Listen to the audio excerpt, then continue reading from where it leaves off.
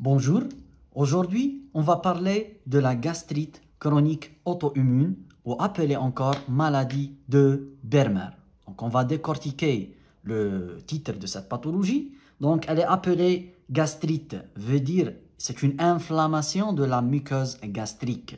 L'inflammation de cette muqueuse elle peut être aiguë ou chronique.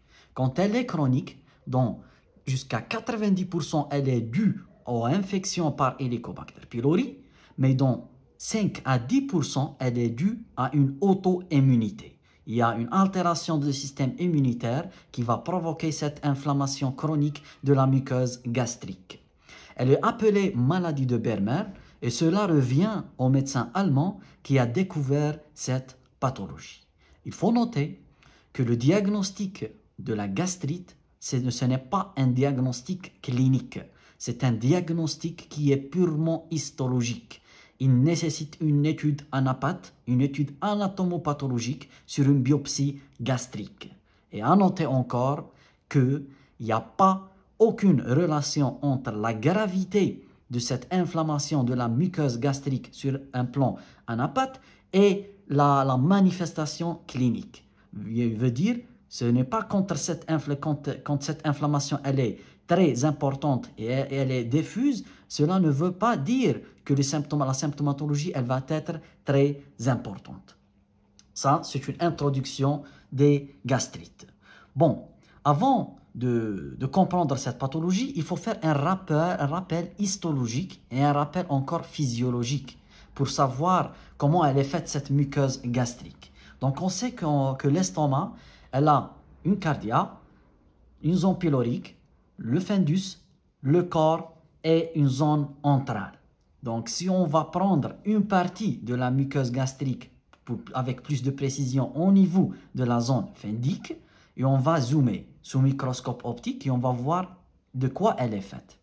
D'abord, elle est bordée par un épithélium qui est fait par des cellules à pôle muqueux fermé. Pourquoi sont appelées à pôle muqueux fermé? Parce que ces cellules-là sont remplies par le mucus. Et ce mucus, il a un aspect clair par microscope optique. Et la membrane plasmique, quand elle va passer à la superficie, elle a un aspect comme si elle est en train de fermer le pôle supérieur de cette cellule. C'est pour cela qu'elle est appelée à pôle muqueux fermé.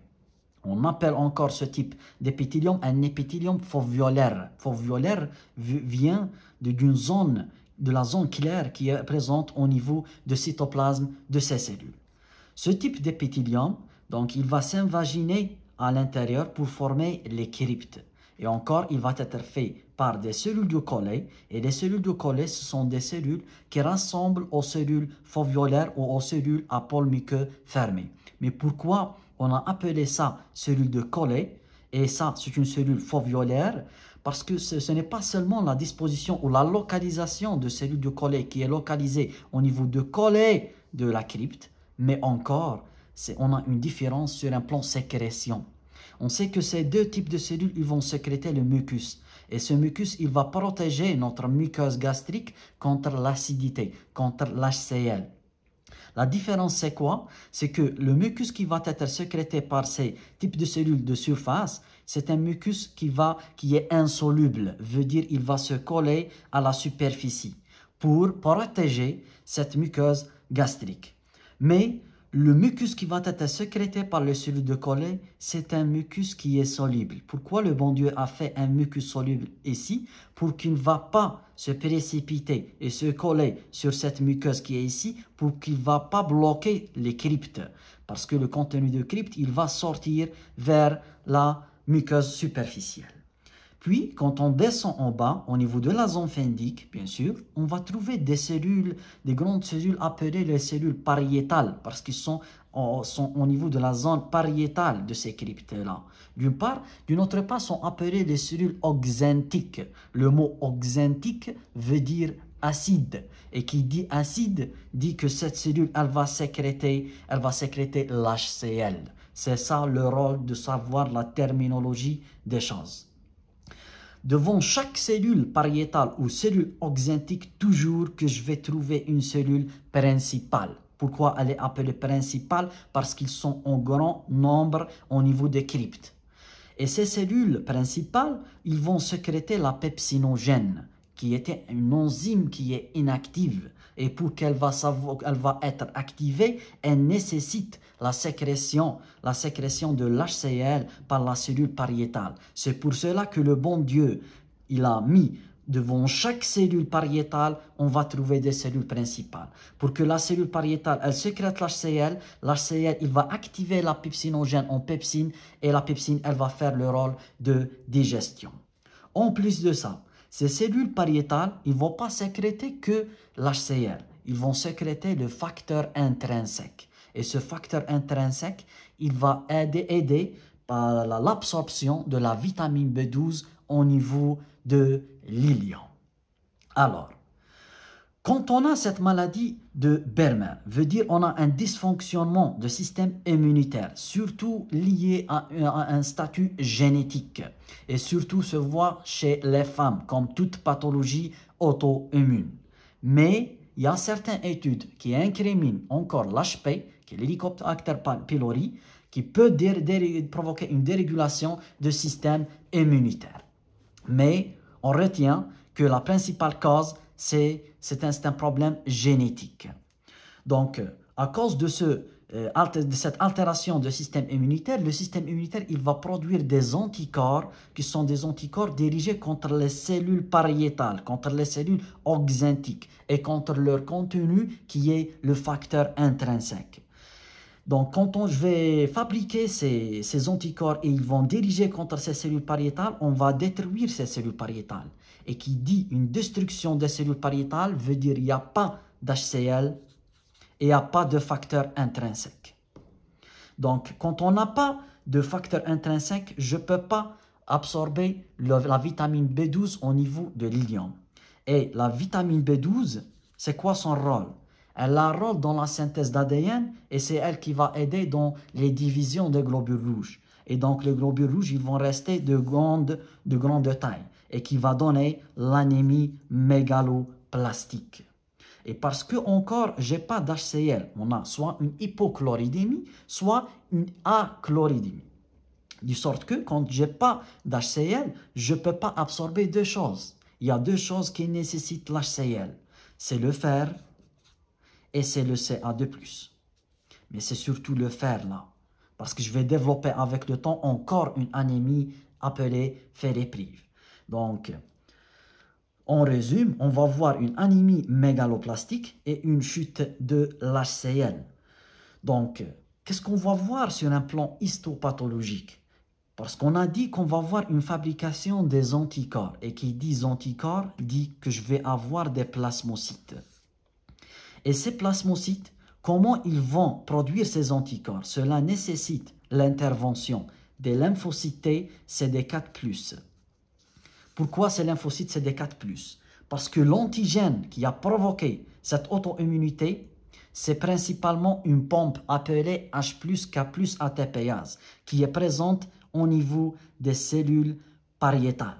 Et ces pompes-là, ce sont eux qui vont aider à la sécrétion d'HCl. Sont appelés H+, K+, ATPase.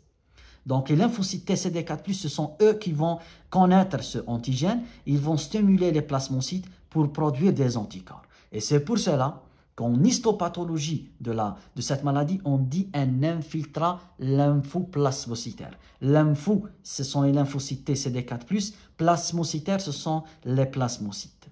Donc, ces plasmocytes et ces lymphocytes, ils vont être localisés au niveau de chorion. Ils vont commencer à libérer ces anticorps. Et ces anticorps, ils vont détruire les cellules pariétales. Et quand on va détruire ces cellules pariétales, on commence à perdre et diminuer le nombre de cellules pariétales. Donc, on va voir des plaques. Dans ces plaques, on va voir l'absence de ces cellules pariétales. Et puis, qu'est-ce qu'il va passer? C'est que, avec le temps, parce qu'on a une chute de l'HCl, on a des cellules G qui sont localisées au niveau de l'antre et qui vont faire quoi? Ils vont augmenter leur production de gastrine pour stimuler la zone phénique qui contient les cellules pariétales pour élever l'HCl. Et avec le temps, ces cellules G, ils vont faire une hyperplasie. On commence à avoir une hyperplasie des cellules G. Très bien.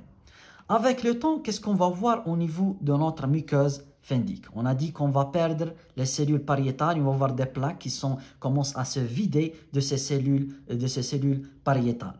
Et avec le temps, on va voir une désertification de notre muqueuse. Veut dire le muqueuse il ressemble au désert parce qu'il est totalement vidé de ces glandes phendiques, de ces glandes qui contiennent les cellules pariétales. Et avec le temps, on commence à voir une métaplasie. Et cette métaplasie, elle va être de quel type? C'est une métaplasie pseudo-pylorique. Pseudo-pylorique. Pourquoi pseudo-pylorique? Parce que j'ai cette diminution de l'HCl. Et je commence à avoir un milieu alcalin. Et je commence à développer beaucoup plus de cellules qui résistent à un pH alcalin. Ce sont les cellules, c'est un épithélium de type pseudo-pylorique. Et ce épithélium pseudo-pylorique, si je vais le laisser, il commence à se développer et passer vers une métaplasie intestinale. Et à chaque fois que je passe d'une métaplasie pseudo-pylorique à une métaplasie intestinale, les cellules commencent à avoir des altérations au niveau de leur noyau, au niveau de leur génome. Et c'est pour cela que ce type de gastrite chronique auto-immune, il est très fortement associé avec l'ADK, l'adénocarcinome, d'une part.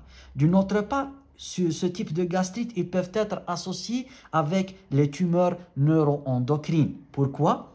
Parce que j'ai dit que je vais avoir une hyperplasie de ces cellules G. Et ces cellules G appartiennent aux cellules entérochromaffines-like.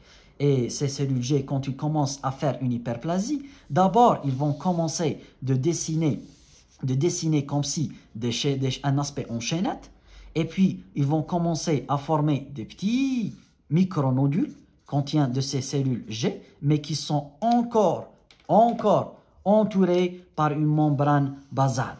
Et puis, je commence à perdre cette membrane basale et ces micronodules, ils commencent à s'infiltrer ou provoquer une invasion au niveau du chorion. D'abord, moins de 5 mm, c'est la dysplasie des cellules endocrines, et puis je vais développer la tumeur neuroendocrine. Et c'est pour cela qu'on dit que ce type de gastrite, il est très fortement associé avec l'ADK digestif et avec les tumeurs neuroendocrines.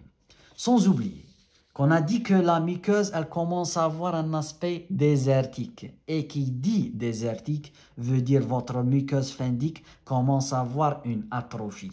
Et c'est pour cela, quand je vais faire la fibroendoscopie, donc on va répondre présence d'une atrophie phendique. Et c'est pour cela, donc, elle est associée avec cette atrophie phendique. Donc, on va donner donc, le tableau clinique. Le tableau clinique, c'est surtout une femme qui est âgée plus de 50 ans, avec des antécédents familiaux, des maladies auto-immunes. C'est surtout diabète de type 1, thyroïdite de Hashimoto, syndrome de Sjogren, vitiligo, etc. Donc, la topographie, c'est surtout au niveau du fundus et on sait pourquoi. Quand on dose les anticorps sériques, on trouve élévation des anticorps anticellules pariétales et antifacteurs intrinsèques. Donc, au stade d'atrophie phendique qui est sévère, elle commence à donner donc, une anémie macrocytaire ou mégaloplastique qui est arégénérative, ce qu'on appelle maladie de Bermer, parce qu'on a cette carence en vitamine B12 et ce qui va nécessiter une supplémentation en vitamine B12 et qui est à vie. Elle peut être associée avec des signes neurologiques. Pourquoi? Parce que la vitamine B12, elle aide dans la formation de la myéline des nerfs. Et c'est surtout, elle va provoquer une démyélinisation qui va donner ce qu'on appelle la sclérose combinée de la moelle épinière. C'est quoi cette sclérose combinée et pourquoi elle est appelée une sclérose combinée de la moelle épinière? Donc, si on va dessiner notre moelle épinière, on sait donc on va voir donc la substance grise et la substance blanche. On va voir le canal central. On va voir donc le cordon postérieur et le cordon antérieur et la zone latérale. C'est que dans le cordon postérieur, on va voir des faisceaux nerveux qui vont être responsables de certains types de sensations, ce qu'on appelle la sensation épikérétique. Pourquoi elle est appelée épikérétique? Épi, c'est superficiel, c'est comme l'épithélium, c'est une muqueuse superficielle. Alors, kérétique, en latin, c'est le jugement. Donc, c'est un type de sensation qui nécessite un jugement de haute qualité. Donc, c'est pour cela qu'il a appelé épicritique. Et c'est quoi ce type de sensation? Donc, c'est la sensation fait fine, donc comme un toucher, comme par exemple le toucher, la pression et la vibration. Et encore, la proprioception. Mon doigt est en haut, mon doigt est en bas. Donc, quand quelqu'un il va élever mon doigt, je vais dire mon doigt est en haut. Quand il va l'abaisser, je dis que mon doigt il est en bas. C'est ça la proprioception. Et donc, le cordon latéral, c'est pour la douleur et la température. Donc, la sclérose combinée de la moelle épinière, elle est combinée parce qu'elle va toucher le faisceau de cordon postérieur et le cordon latéral. Et quand je commence à perdre ce type de sensation, je commence à perdre la sensation de toucher, de toucher avec pression, vibration et la proprioception.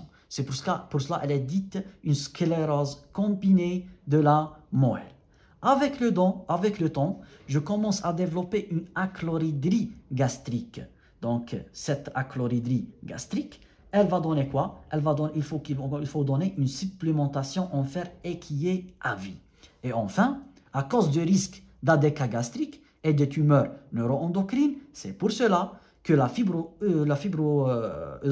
fibroscopie œsogastro-duodénale, elle est demandée chaque les 2 à 3 ans. Donc c'est ça, la gastrite chronique auto-immune d'une façon générale, et on vous remercie.